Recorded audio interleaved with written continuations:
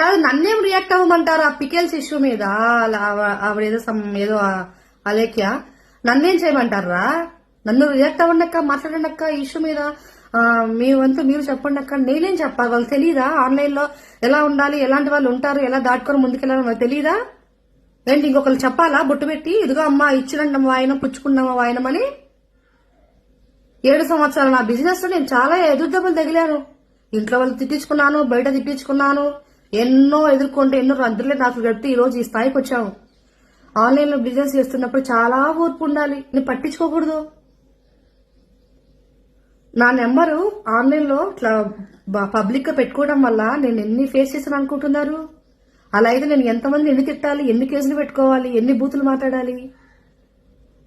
నాకెందుకురా బాబు మాట్లాడినంత చెడ్డ ఇంకా నేను ఎందుకు దరిద్రం అని చెప్పేసి నేను పట్టించుకోరా బాబు. ఇవాళ మార్నింగ్ కూడా నాకు అక్క ఏదో ఒకటి మాట్లాడండి అక్క, ఈ విషయం ఏం చెప్పాలరా?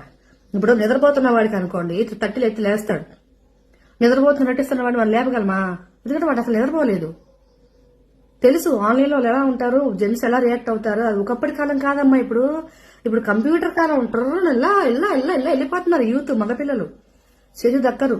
వాళ్ళ సైడ్ తప్పున్నా కూడా, వాళ్ళు చెడుగా మాట్లాడినా కూడా మనకు దమ్ము ధైర్యం ఉంది అంటే మనం నలుగురిలో నిలబడగలం అనుకుంటే మనం ఎడాపెడా వాగాలి. ఇప్పుడు అక్కడ ఆ కాన్వర్జేషన్ లో, ఆ చాటింగ్స్ లో ఒకవేళ నిజంగా అమ్మాయి తప్పు ఉన్నా లేకున్నా కూడా అక్కడ పైకి ఎక్స్పోజ్ అయ్యింది ఎవరు?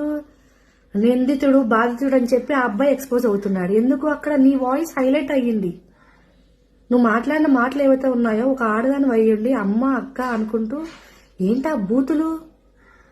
ఎంతవరకు సమంజసం అనుకుంటున్నావు అమ్మాయి నువ్వు? నాకు అర్థం కావట్లేదు. ఆన్లైన్ ప్లాట్ఫామ్ లో కస్టమర్స్ ని బేస్ చేసుకుని మనం బిజినెస్ చేసుకుంటున్నప్పుడు వాళ్ళని దేవుళ్ళు అని కొబ్బరికాయ కొట్టి దండం వేసి వాళ్ళని మనం చేయవసరలా. మనిషిగా రెస్పెక్ట్ ఇస్తే చాలు. ఉంటారు, నేను కాదని చెప్పను.